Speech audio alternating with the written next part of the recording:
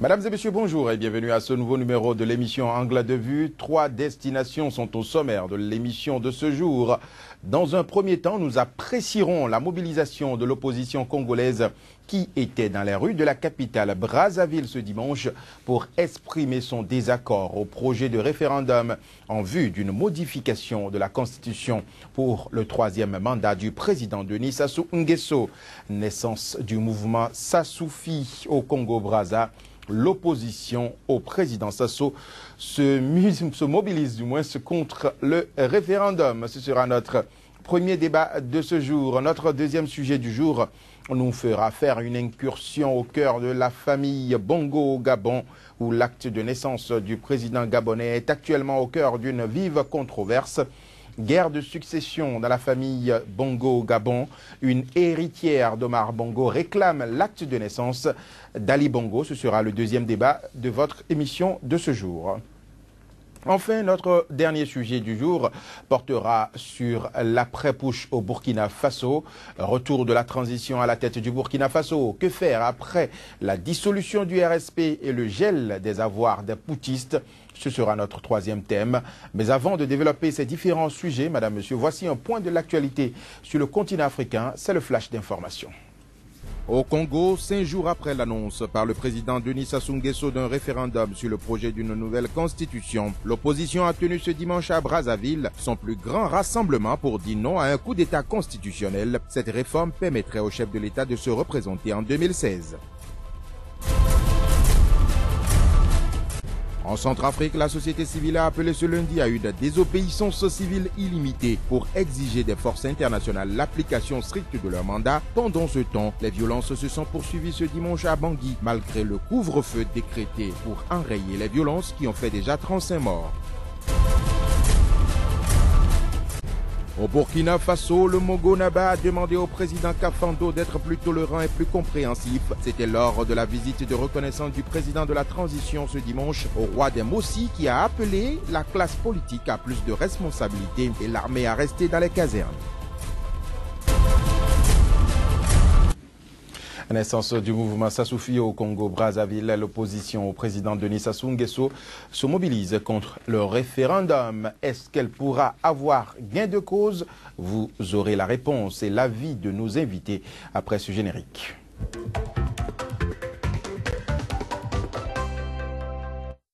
Notre décryptage de ce jour se fera avec Édouard Loko. Il est journaliste et directeur de la chaîne de télévision Eden TV qui émet depuis le Bénin. Édouard Loko, bonjour et merci d'avoir accepté notre invitation. Bonjour Joël, c'est toujours un plaisir. J'ai également sur ce plateau Joël Yetonji de la rédaction de SICA. Joël Yetonji, bonjour. Bonjour à vous, bonjour Édouard Loko. Bonjour Joël. Nous démarrons ce débat avec vous Édouard Loko. Brazzaville, comme je le disais tantôt, a été le théâtre ce dimanche d'une grande mobilisation de l'opposition. Environ 3000 personnes, selon les organisateurs, ont exprimé ce dimanche leur désaccord au projet de référendum du président Denis Sassou Nguesso. Édouard Loko, dites-nous, est-ce que vous pensez qu'ils auront gain de cause?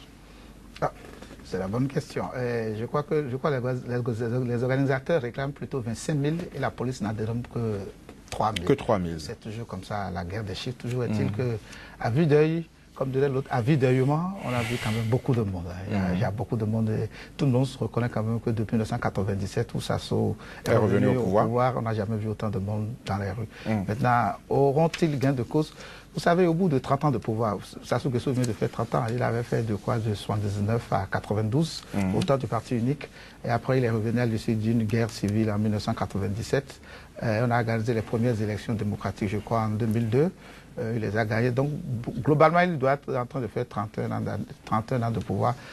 Comme je le dis, le pouvoir, c'est un virus et je crois qu'il est gravement atteint. Je ne crois pas qu'il puisse lâcher aussi facilement parce qu'il est déjà malade du pouvoir. Vous savez, le fait qu'il s'accroche au pouvoir, c'est pathologique. Au bout de 30 ans, je ne crois pas qu'il puisse voir que les Congolais sont en train de le rejeter. Mais moi, j'attends quand même de voir encore la suite du mouvement pour savoir si cette première mobilisation... Aujourd'hui, c'est une partie de la population. De la même manière, il y a d'autres également qui souhaitent voir continuer Denis Sassou Nguesso à la tête du Congo. Est-ce qu'il ne faut pas laisser se faire le référendum? Est-ce qu'il n'est pas mieux que l'opposition suive la voie démocratique pour remporter ce bras de fer? Oui, vous avez raison, mais quand on a fait 30 ans au pouvoir, quand on a les moyens que ça soit son pouvoir, et en face, on n'a pas peur de perdre. Ce référendum est gagné d'avance, il ne faut pas se leurrer. Vous pensez comment ça peut se gagner? Ce sont les populations qui votent. Non, les populations... Il suffit d'aller faire campagne, dire non, ne votez pas oui, votez plutôt non. Donc... Vous savez très bien que sous nos cieux, ces rares sont les pays où un pouvoir peut organiser une élection et les perdre. Ah bon, comment cela se passe? Vous semblez être dans le secret de ce qui se passe dans les urnes en Afrique. Je constate que c'est difficile d'organiser des élections et de les perdre en Afrique. Donc, et pourtant, il y a des présidents qui ont perdu. Oui, je prends le cas du Bénin, par exemple. Nicéphore Soglo a organisé les élections, il a perdu. Il y a heureusement ces exceptions-là pour confirmer la règle. Donc, ça peut arriver aussi au Congo. Au Congo, mais qu'on ne compte de cela, parce que Sassou Nguesso n'a pas convoqué ce référendum avec le moyen pour les perdre du tout. Et puis, pour en venir à votre question, je ne crois pas que cette mobilisation du dimanche dernier suffise réellement pour tuer tous les moustiques dans le moustiquaire de choses à passer. Ça ne dit pas grand-chose. Lui-même, comme vous le dites, peut mobiliser peut-être même plus. Il a plus de moyens. Il se fait descendre des gens de son fief d'Oyo et puis on met beaucoup de moyens à disposition. Donc ça ne s'arrêtera certainement pas à ces gens de démonstration de force. Et espérons qu'on ne soit pas obligé d'arriver à la case violence que le Congo a déjà eu à connaître par le passé. Joël Etonji, est-ce que vous pensez que l'opposition aura gain de cause par la mobilisation dans les rues au lieu peut-être de chercher à remporter une victoire par la voie démocratique? Il faudra plus d'une mobilisation de ce genre pour l'opposition, pour venir à bout de Denis Sassou Nguesso, si c'est l'objectif, pour avoir donc gain de cause. Il en faudra davantage.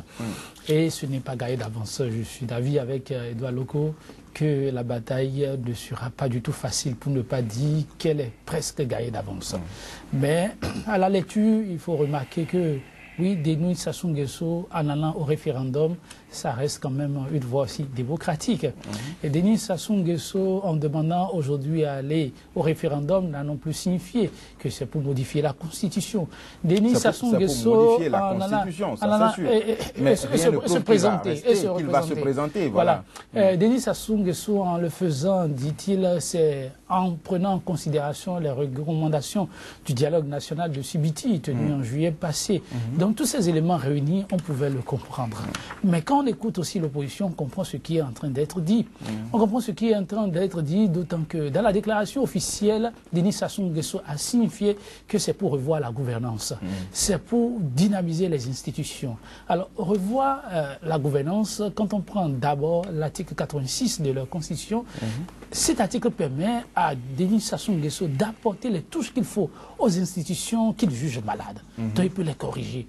Donc, à la lecture de cette donnée, je pense que Denis Sassou Nguesso pourrait donner déjà une réponse favorable à cette opposition, s'il n'y a pas d'autres idées derrière la tête.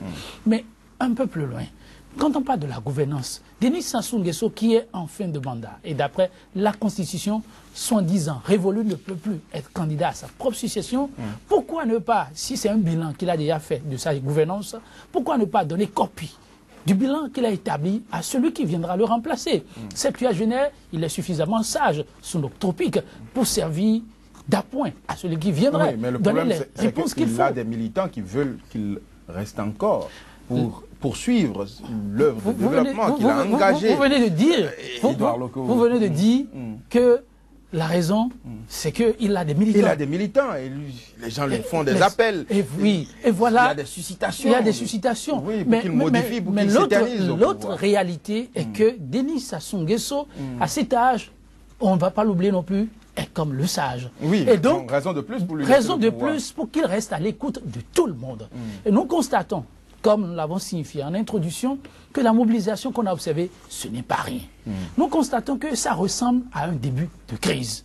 Denis Sassou Nguesso, au nom de ceux qui lui demandent de se présenter, va-t-il permettre à son pays, tout simplement, d'aller vers une crise profonde? Oui, mais je pense que ce serait pas suffisamment sage. Ceux qui demandent qu'il reste sont supérieurs ou non à ceux qui veulent qu'il parte. C'est seulement par le référendum qu'on peut le savoir. Il faut constater que des voix discordantes par rapport à ce qui est en train de se faire aujourd'hui, ces voix ont commencé par se faire entendre, ça ne date pas d'aujourd'hui. Les voix vont toujours se faire entendre. Et la façon dont c'est en train d'être fait. Se faire le référendum. Non, la façon dont le référendum n'est pas la meilleure manière.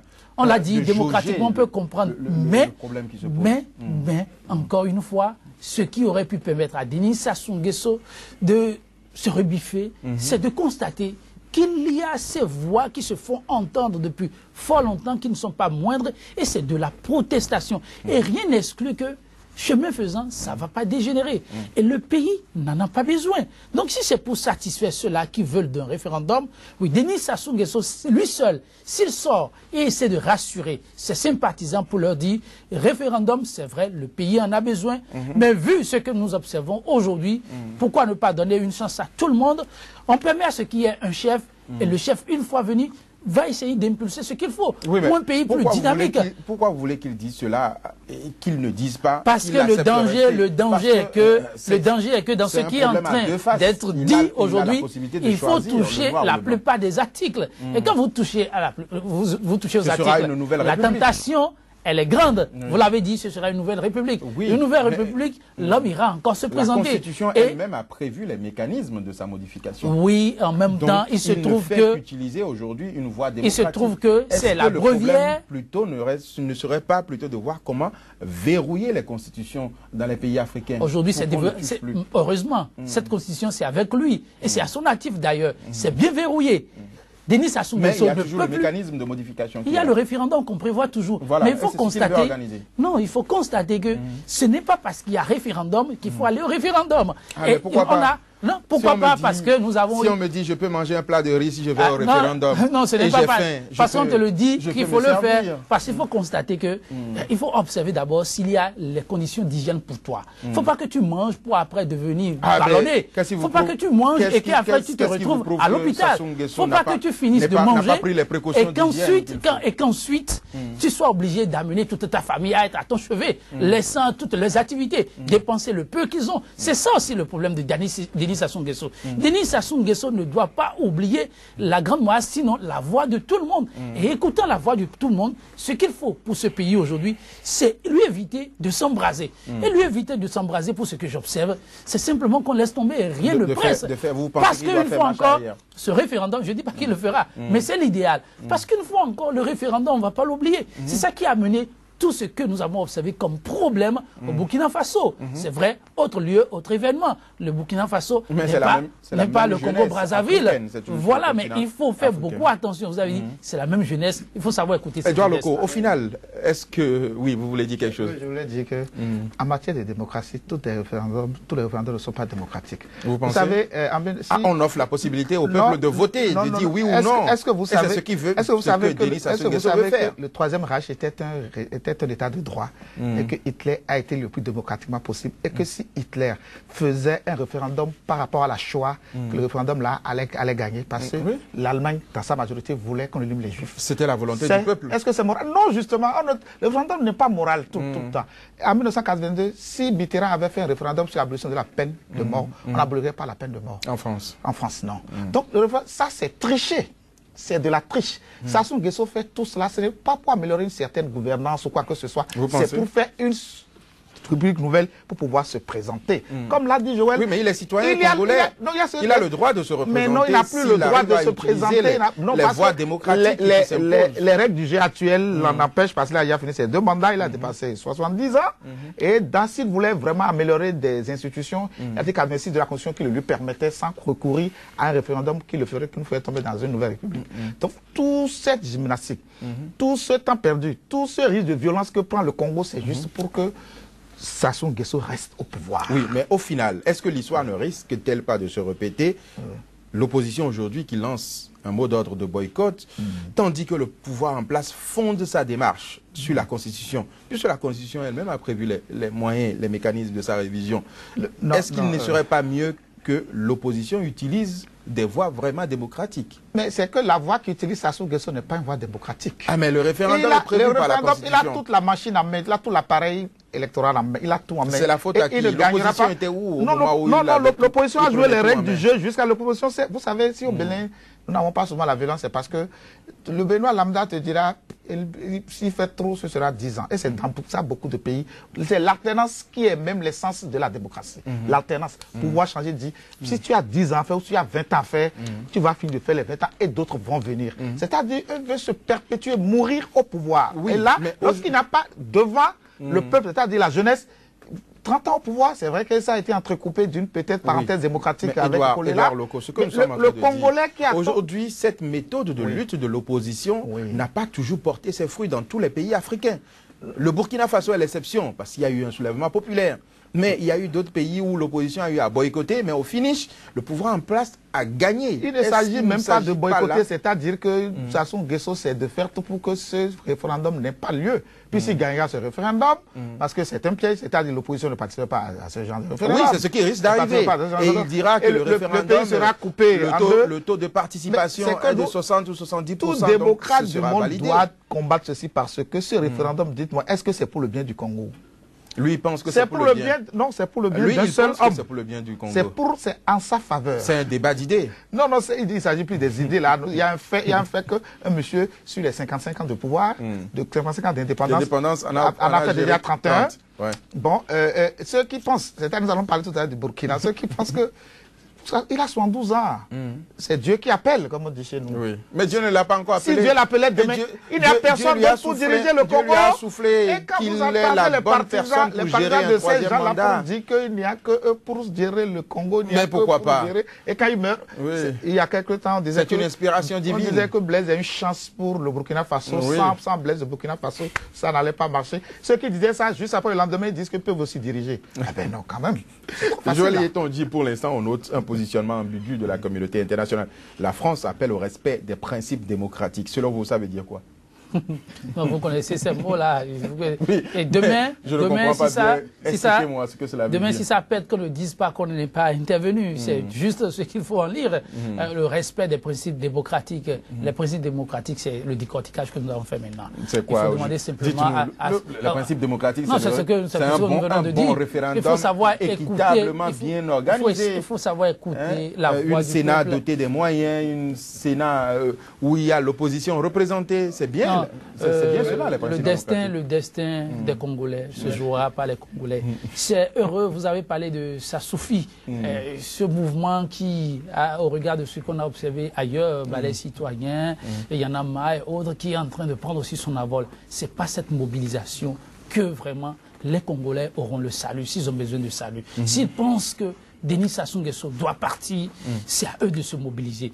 La communauté internationale, si elle arrive à intervenir, c'est tant mieux. Mais aujourd'hui, on l'a compris. Oui, ce n'est pas la peine de chercher à trop compter sur elle, qui ne regarde même pas. On ne souhaite pas. On ne souhaite pas. Ça risque d'arriver, c'est vrai. Mais qu'aujourd'hui, les Congolais ne cherchent pas à voir c'est quoi la réaction de la communauté internationale. Mais qu'est-ce que nous pouvons faire? Comment faire pour que ce que nous avons observé en termes de mobilisation cette fois-ci, qu'à la prochaine rencontre, qu'au prochain appel, qu'on ait deux fois cet effectif, c'est possible, et qu'on parle d'une seule et même voix. On peut aussi avoir moins. Tout à fait. Parce que le pouvoir en place ne se tait pas. Et qu'on multiplie les moyens seront utilisés pour intimider. Et que Denis Sassou Nguesso, ce qu'il vient de faire, qui est formidable déjà, c'est qu'il a envoyé les forces de sécurité publique pour quadriller. Alors pour éviter qu'il y ait des débordements. Si les forces de l'ordre, c'est justement le jeu démocratique. C'est déjà bon, c'est un bon pas. Qu'elle continue comme ça. Que les forces de l'ordre, finalement, ne se muent pas en zélé et commencent pas à tout taper. Et là, on risque d'assister au pire. Si ce n'est pas le cas... S'il a laissé la manifestation avoir lieu, mais laissez-le aussi la possibilité d'organiser le référendum, c'est la voie démocratique. Ce n'est pas la même chose. Vous avez suivi encore le ministre de l'Intérieur, le ministre de la Communication, qui a fait sa sortie le samedi. Personne ne s'attendait à voir ce qu'on a vu là. Cette mobilisation, on était prêt à rire de l'opposition. On a constaté que cette mobilisation peut vraiment, cette opposition peut vraiment faire mal. C'est un géant métier. Vous pensez que cela va faire prendre conscience? Oui. Vous pensez que Denis Sassou Nguesso va prendre conscience du danger aujourd'hui? Si on l'aide, il prendra conscience. Oui, cette mobilisation, il regarde la télé, il regarde les chaînes internationales. Il a certainement dû voir. Denis Sassou Nguesso a cru entendre le peuple, suite au dialogue, les recommandations du dialogue, dire nous voulons aller au référendum. La réponse adéquate à cette question, c'est ça, ce que nous avons vu. Cette masse populaire qui est descendue pour dire Denis Sassou Nguesso, c'est bon, on peut y aller. Ce que nous avons en termes d'institutions aujourd'hui, on peut faire avec. Et si nous devons toucher nos institutions, référons-nous à l'article 86. Et après, avec le nouveau chef d'État que nous voulons bien voir, découvrir, avec lui, nous verrons bien s'il faut faire le toilettage ou non. Donc, c'est le miroir phare, ce que nous avons vu ce week-end. Et Denis Sassou Nguesso peut s'en inspirer pour éviter le pire à son pays. N'oublions pas, quand il est venu la seconde fois démocratiquement, tout le monde a applaudi. Tout le monde a applaudi, quand il a aidé le pays à avoir la constitution que nous avons aujourd'hui, celle de 2002, on a applaudi aussi. Nous voudrions bien que l'homme sorte par la grande porte. Ce sera son natif, ce sera l'actif aussi de l'Afrique. Edouard Loko, la communauté internationale aujourd'hui, positionnement mitigé. C'est votre avis? J'aime votre ironie par rapport à la position de la France qui demande que les règles démocratiques soient respectées. Je n'ai pas compris, je veux juste comprendre ce que cela veut dire. Ça veut rien dire. Selon vous dit. Selon vous, oui, bon, ça peut s'inscrire, comme vous le dites. Oui. Les règles démocratiques, c'est le référendum aussi. Oui, c'est les référendums, justement. C'est une règle démocratique. Les règles démocratiques, c'est le respect de la Constitution aussi. C'est le référendum ne respecte pas vraiment la Constitution. Non, la Constitution a prévu le mécanisme de sa modification. Non, si c'est pour les raisons pour lesquelles Sassou dit là, c'est l'article 86 lui suffisait largement, n'a pas besoin de tomber dans une autre république pour qu'il puisse se représenter. Là, on n'est plus dans la démocratie. Là, c'est un pouvoir ad vitam. Parce qu'à 72 ans, mais je crains que la communauté internationale ne puisse grand-chose pour les Congolais, pour qu'ils comptent sur eux-mêmes. Vous savez, pourquoi la communauté internationale doit-elle se taire? Non, c'est 2 poids 2 mesures. C'est selon que. Vous savez, j'ai toujours été frappé par quelque chose. Vous savez qu'on décapite pratiquement toutes les semaines en Arabie Saoudite et c'est un spectacle ou bien on pend à des crues. Oui, on pend même pas le pied. Par le pied, vous savez. Vous avez entendu. Personne n'a réagi. On n'a jamais condamné les ONG internationales de lutte contre vous avez jamais entendu les ça? Violences humaines. Vous avez vu Nkurunziza là, on lui a dit de façon faible, vous ne vous présentez pas. Mais on ne dira pas ça au Congo. La France ne dira pas ça. C'est vrai que le Parti communiste ne dira pas ça? Parce qu'elle a beaucoup d'intérêts au Congo. Quels intérêts, par exemple? Pour le moment, Sassou Nguesso assure les intérêts de la France. Donc on ne traite pas un Nkurunziza comme on traite un Sassou Nguesso. Ah bon? Ah non, ce serait ça. Il défend, il protège quel intérêt? Il est là, il est même la protection même des intérêts français. Lesquels, par exemple? Oh, vous savez, là du Congo, il y a beaucoup d'entreprises françaises au Congo et c'est surtout cela, c'est comme la Côte d'Ivoire. Vous avez lu le dernier livre. Bref, les intérêts français sont énormes. Enfin, si c'est au Bénin, par exemple, ou au Togo, bon, vous avez vu au Togo, même bon, au Bénin, par exemple, on sera plus ferme. On sera plus ferme. Parce que le Togo n'a rien. Vous savez, le Bénin n'a rien comme richesse du sous-sol. Voilà, les gens veulent, la France et les gens veulent une certaine stabilité qu'a assuré Sassou Nguesso jusque-là. Et la communauté française se sent bien avec Sassou Nguesso là, qui protège les intérêts. Donc bon, on ne sera pas aussi ferme. Mais ils sont un peu gênés aux entournures. Moi, j'attends de voir ce que Hollande va dire de façon personnelle. Le Parti socialiste a déjà dénoncé, c'est vrai, mais c'est quand même un peu timide. Ce n'est pas comme pour les autres tentatives de modification de constitution. C'est cela. Voilà, notre vœu le plus cher, c'est qu'il y ait la paix au Congo-Brazzaville. Nous ne sommes pas des donneurs de leçons, comme je le dis souvent. Nous ne sommes que des analystes de l'information sur le continent africain. Madame, Monsieur, ce sera tout pour notre premier débat de ce jour. Sans transition, rendons-nous à présent au Gabon pour notre second thème du jour. Guerre de succession dans la famille Bongo au Gabon. Une héritière d'Omar Bongo réclame l'acte de naissance d'Ali Bongo. Ce sera après ce générique.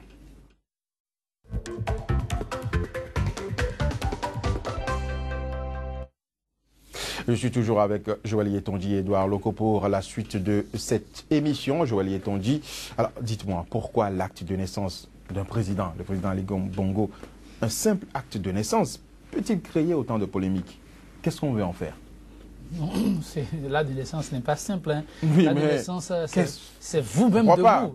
Oui, mais pourquoi cela intéresse si tant? C'est un individu comme tout autre, c'est un être humain. Ali Bongo n'est pas un individu comme tout autre. Il est quoi? Il n'est pas un extraterrestre quand même. Il n'est pas un extraterrestre. Oui. Morphologiquement parlant, oui. C'est un individu comme tout autre.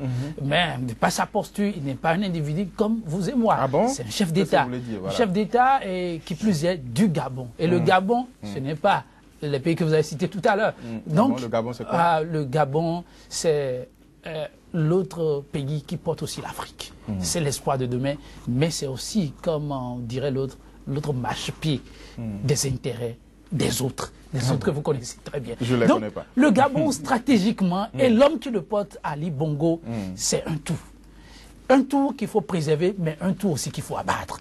Mais dans le cas d'espèces, puisque nous parlons de famille, parce que c'est de cela qu'il est question, c'est des intérêts qui ici entrent en jeu. Mais une fois encore, qui malheureusement soulève le problème d'identité d'Ali Bongo. Ici, je dis un peu plus familial, parce qu'il est question de partager la manne que Père Bongo a laissé. Il faut les répartir. Aujourd'hui, on a comme l'impression, la famille ou une partie, parce qu'on a eu finalement 2 communiqués, il y a les enfants d'Ali Bongo qui le soutiennent, qui lui demandent de tenir bon, et qui regrettent un peu le comportement de la cadette. De l'autre côté, il y a aussi les membres de la famille directe qui ont fustigé cette sortie de la cadette. Je pense que c'est un problème familial, mais comme l'homme porte une grande casquette, ça devient un débat public. Oui, mais un débat familial, justement, qui peut avoir des conséquences. Tout à fait. Publiques, voilà. Tout à fait. Parce que même avant elle, on a eu déjà un débat sur la nationalité ou non, dont les opposants ont essayé de se servir. Mais je veux aborder, apprécier d'abord l'aspect social, mais qui a aussi d'importance avant d'aller vers la politique. Voyez-vous, c'est un peu dommage.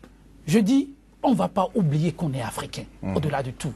Et de ce point de vue, la première des choses, sans vouloir fustiger qui que ce soit dans ce combat qui se mène, oui, le linge sale se lave en famille. Bongo Père n'est plus. Mais les enfants doivent pouvoir s'entendre autour de cette manne qu'il a laissée. Et en cela aussi, pour éviter ces problèmes, les choses ont évolué. Et que je constate aujourd'hui que Bongo Père n'a pas fait les choses comme cela se doit. Et quand je dis comme les choses se doivent, c'est au moins un testament qui clarifie tout. On ne sait même pas à combien s'élève cette manne-là.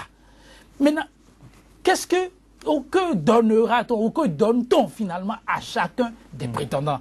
Un testament allait régler tout ça.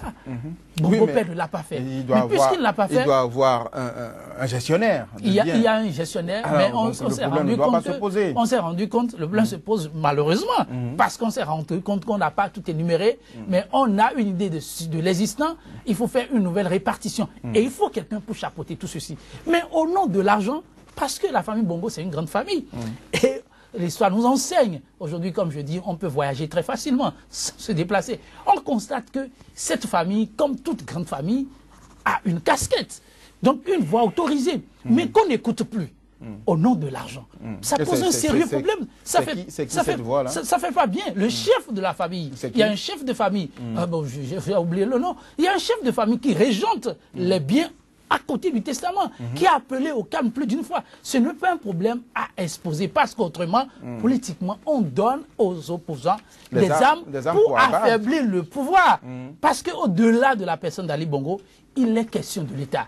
Le pays déstabilisé, ça profite à qui? À personne. Donc ça, c'est un problème, je trouve, plutôt sérieux, qui ne doit pas éloigner les Gabonais de l'essentiel, à savoir l'unité autour de la patrie. Le seul bien qui leur reste. Bon, ma part, je suis vraiment désolé de constater que malheureusement, on revient de plus en plus sur le problème de nationalité. Et ma désolation, Joël, est d'autant plus profonde parce que du vivant, de Bongo Père, personne n'a soulevé ces problèmes. Et ceux qui se disent aujourd'hui opposants, je dis une fois encore, moi j'en ai rien contre, mais question de moralité, ils ont servi Bongo Père pendant tout ce temps, ils ont côtoyé Ali Bongo, ils ont travaillé avec. Personne ne lui a reproché sa paternité ou autre, mais aujourd'hui, parce que l'homme est là, et puis le courant ne passe plus, on agite ça. Je trouve que c'est malsain, ce n'est pas possible. Non, c'est pas malsain, c'est de bonne guerre. Nous sommes en politique. Ne doit pas, non, on doit finir. En politique, ils sont prêts à utiliser tous les moyens pour conquérir le pouvoir. On le sait, malheureusement. Donc, mais est-ce que nous allons en rester là? Chaque fois, on dit que c'est de bonne guerre. Au nom de la politique, c'est permettre tous les coups. Je dis non, la morale reste la morale. Tout à fait. Nous devons rebâtir nos sociétés. Et rien que pour ça, il faut revoir les choses. Édouard Loko, pourquoi l'acte de naissance d'un individu puisse autant créer autant de polémiques? Avec une sœur pareille, vous n'avez plus besoin d'ennemis. Bon, mais moi, là où ça me désole, c'est que tout ceci en ajoute à la caricature de l'Afrique, c'est-à-dire la perception que les Occidentaux ont de l'Afrique. C'est une caricature parce que pour résumer la situation, voilà une famille dont un papa qui a eu la chance de voler beaucoup pour eux. Donc maintenant, au moment de partager, bon, il y a une qui s'élève. On dit que bon, elle veut la naissance de l'autre parce que bon, peut-être que si on éliminait l'autre, elle aura encore un peu plus. Ça se résume à cela. Non, vous pensez que c'est cela où il y a de la manipulation politique aussi? Maintenant, il y a de la manipulation politique. Ce n'est pas par hasard, parce que si elle fait ça, c'est par rapport au livre de Pierre Péan. De Pierre Péan. Maintenant, on se dit, pourquoi ce débat immonde? Est-ce que si Bongo, disons bien que Bongo, il n'est pas gabonais, pas fils de son père, depuis qu'il dirige le Bongo, c'est parce que, je ne sais pas, c'est quand on saura qu'il n'est pas fils de son père, celui qui a déjà dirigé le pays pendant combien? Il a fait au moins 10 ans déjà, non? Non, il n'a pas encore fait 10 ans. Bon, bref, c'est un débat que je trouve, la petite, oui, mais si on arrive, elle est manipulée. Oui, mais si on arrive à démontrer qu'il n'est pas gabonais, cela va remettre en cause son fauteuil présidentiel. Non, pourquoi? Et cela va profiter justement à l'opposition. Bon, cela va remettre sur ça. Cette petite, c'est des enfants gâtés. Vous pensez? Quand quelqu'un va lui faire comprendre maintenant que si tu es en train de faire ça jusqu'à ce qu'on perd le pouvoir, non, mais c'est pas bon. C'est quand même une grande fille. Elle sait ce qu'elle pose comme acte. Non, elle ne sait pas. Vous pensez vraiment qu'elle ne sait pas? Elle est peut-être c'est une cinquième colonne. Elle est au service de quelqu'un. Alors, à votre avis, quelle suite pourrait avoir cette requête de Maïcha Bongo, dont l'avocat compte demander au notaire en charge de la succession du président Bongo de saisir le procureur de la ville de Nantes pour réclamer la mise à disposition de l'acte de naissance d'Ali Bongo? Parce que Ali Bongo est censé être né à Brazzaville, je crois, en 1959. Oui, en 1959. Un peu avant les indépendances. Oui. Donc, et justement, l'acte de naissance de tous ceux qui étaient nés avant l'indépendance était géré par la France. Est censé être détenu par les archives en France. Oui. Il peut arriver que pour raison d'État qu'on ne retrouve pas cet acte-là, de tout que ce soit perdu. On ne sait pas. Mais comment alors ils vont gérer l'héritage? Si on ne retrouve pas son acte de naissance, est-ce qu'il pourra avoir droit à un héritage? C'est le juge qui décidera si... Vu même qu'il a déjà donné une partie de cet héritage à la jeunesse gabonaise. Le juge décidera si la production de l'acte de naissance de Ali Bongo est une condition sine qua non pour lui, pour jouir de son héritage, parce qu'il y a des enfants qu'on adopte. C'est pour dire que c'est un débat immonde. Si Bongo a pris Ali comme son fils, même s'il n'est pas gabonais, moi le débat n'est pas là pour moi. Il a pris comme son fils. Est-ce qu'on n'adopte pas des enfants? Bongo père a dit c'est mon enfant. Pourquoi tout ce débat payant qui allait écrire, tout ça, c'est la caricature de l'Afrique? Il y a combien d'enfants qui ne sont pas enfants de leur père? Maïcha Bongo, là, elle a fait ADNSF, c'est vraiment l'enfant de Ali Bongo. C'est un débat immonde. Et puis tout ça, ça en ajoute à la caricature. Cela ne ressemble pas à l'Afrique. Non. Pas l'Afrique. Les enfants d'une cour ne demandent même pas ce chose-là. Donc maintenant, bon, on ne sait pas pourquoi elle fait ça. C'est pour avoir un peu plus de... Non, ça, il y a des visées politiques. C'est pour dire qu'on est mieux trahi que par les siens. Avec un pareil, tu n'as pas besoin d'ennemis. Merci Edouard Loko, merci Joël Yetondi, madame, monsieur. C'est tout pour le deuxième débat de ce jour. Voici un nouveau point de l'actualité, c'est le flash d'information. Au Congo, 5 jours après l'annonce par le président Denis Sassou Nguesso d'un référendum sur le projet d'une nouvelle constitution, l'opposition a tenu ce dimanche à Brazzaville son plus grand rassemblement pour dire non à un coup d'État constitutionnel. Cette réforme permettrait au chef de l'État de se représenter en 2016.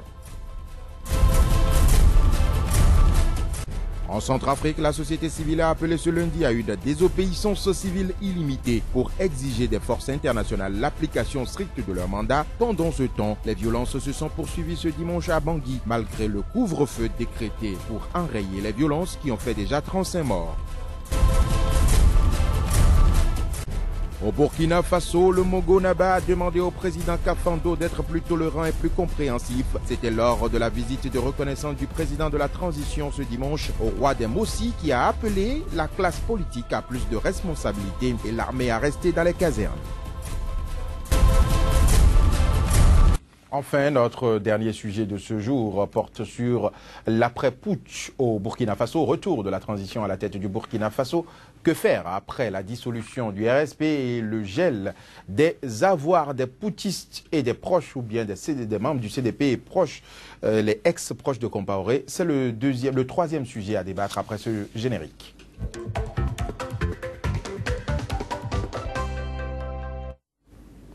Le débat se poursuit avec Edouard Loko, Joël Yetondi. Edouard Loko, après la dissolution du RSP et le gel des avoirs des putschistes, de certains membres de CDP et de certains ex-proches de Compaoré, que reste-t-il à faire aujourd'hui à l'équipe de la transition?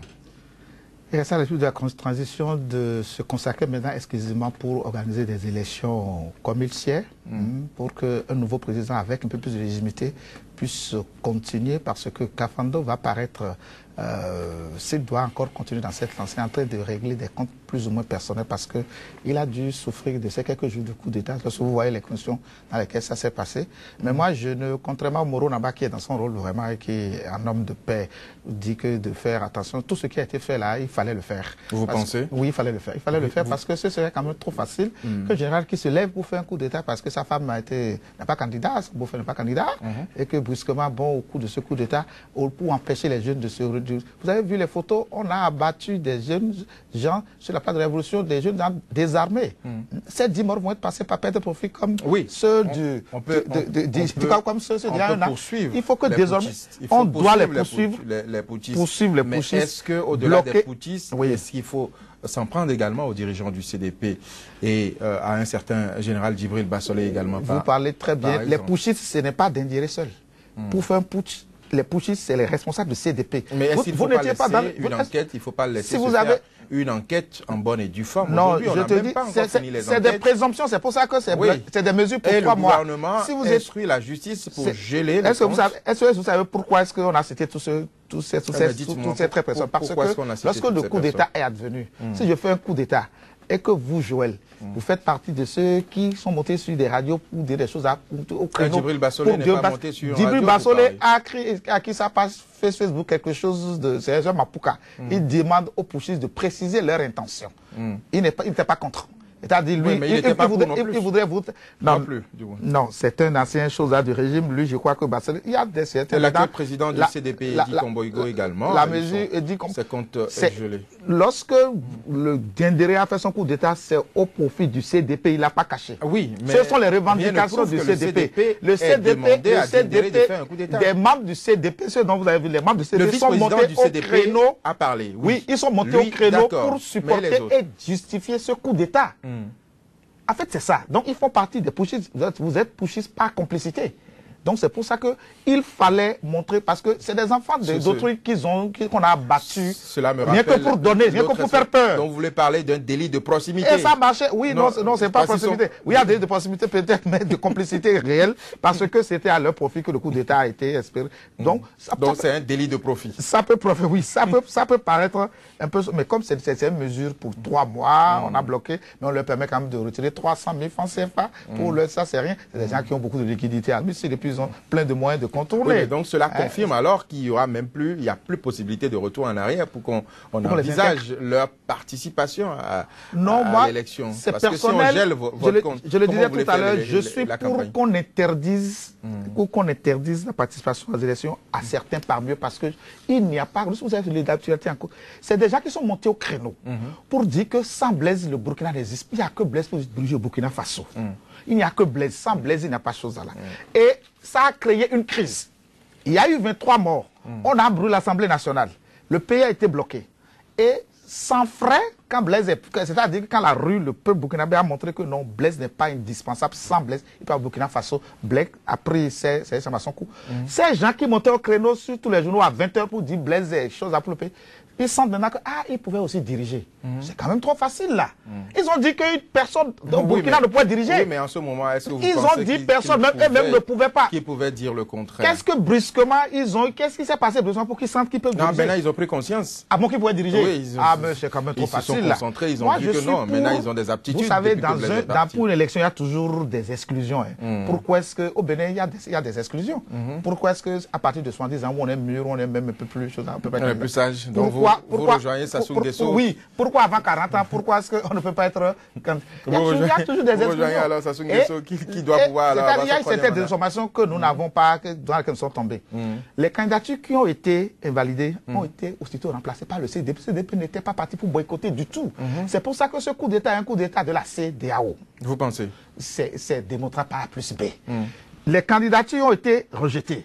Les gens ont ronchonné comme ici, ils ont protesté comme ici, mais ils ont remplacé déjà Kabongo, ils ont remplacé déjà toutes les candidatures. La CEDEAO dit que... Mais pas à la présidentielle. Si. Il y a un autre candidat. Candidature pour représenter le CDP. Il n'y avait pas de boycott. De boycott enlève. Il y a quelques jours de choses. La CEDEAO se lève pour dire je donne un facilitateur. Il y a crise là-bas. Mais Dendéré a pensé que c'est un signal, donc il faut qu'il y ait crise. Il fait un coup d'État, il dit remettez. La CEDEAO dit voilà, il faut remettre. Tout ce que la CEDEAO a demandé, c'est tout ce que Dendéré a demandé, c'est ça que la CEDEAO est venue. C'est ça aujourd'hui, faites la progressive. Mais au finish, ils n'ont pas eu gain de cause. C'était le coup d'État le plus con du monde, comme ils l'ont dit. Ils ne voulaient pas qu'on dissoute son respect, c'est ça qui a amené maintenant des solutions son respect. Et puis une bonne partie des Burkinabés qui auraient même aimé qu'on laisse tout le monde aller aux élections, disent mais quand même, ils ont quand même tué 10 citoyens. 10 jeunes Burkinabés. Oui, Ils en ont blessé 100. Il faut qu'ils pour donner l'exemple, pour faire peur. Oui. Joël Etondi, vous avez suivi les explications de Edouard Loko. Est-ce que vous pensez aujourd'hui qu'il faut continuer à parler dans ce sens-là, pendant que le Moronaba appelle à plus de tolérance et à plus de compréhension?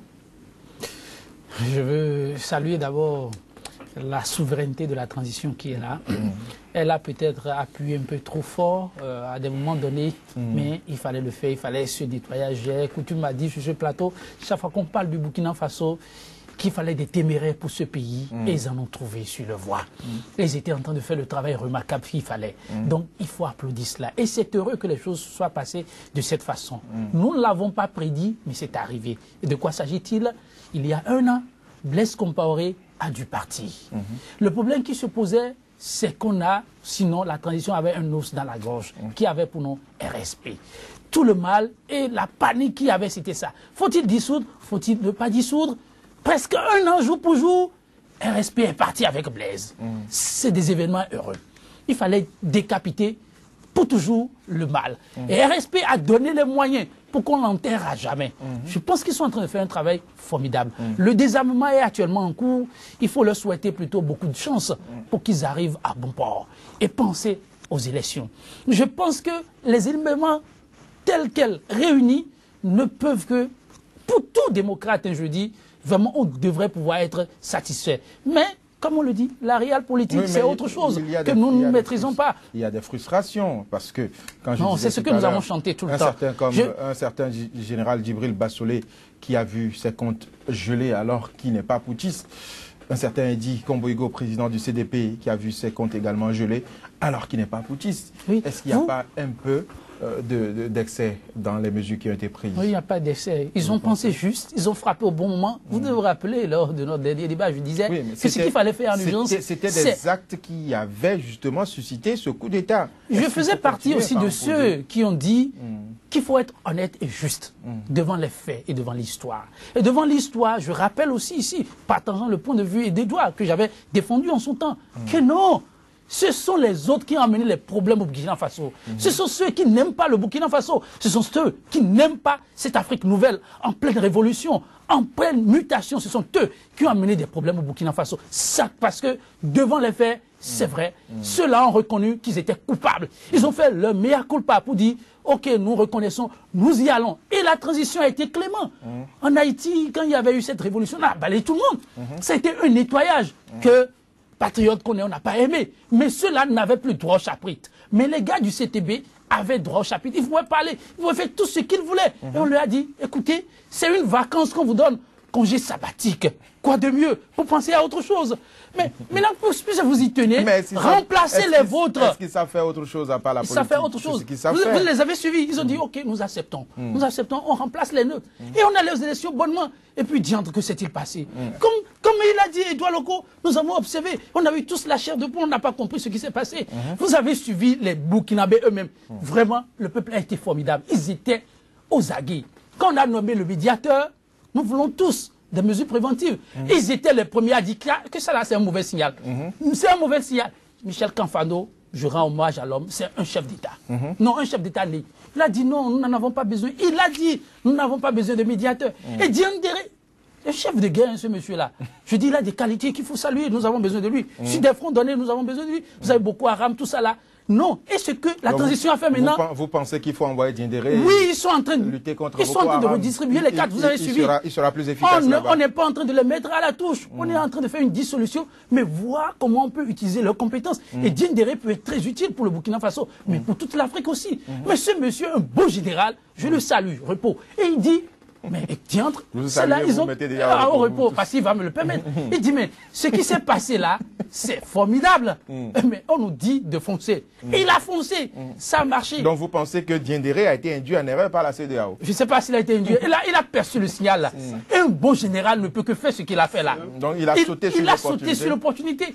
Mais nous avons eu... c'est-à-dire Ouattara. C'est-à-dire inspiration Ouattara. Non, on ne peut pas dire que c'est une inspiration Ouattara. Mais on a eu un coup d'État. On peut accuser aucun chef d'État ici sur ce plateau, Edouard Loko. Tout le monde a vu. Tout le monde a vu. Ça, c'est ce que vous pensez, mais rien ne prouve que ce soit vous avez vu, le président de la Côte qu'il y avait un pays comme le Nigeria, et je salue aussi le Niger. Je dis, mais c'est pas possible ça. Ça, c'est un feu vert à la pagaille. Un général qui vient, je veux tel. Vous avez dit, ok, d'accord, on lui donne tel, lui donne. Cela risquait de faire jurisprudence. Et on lui donnait l'amnistie en plus.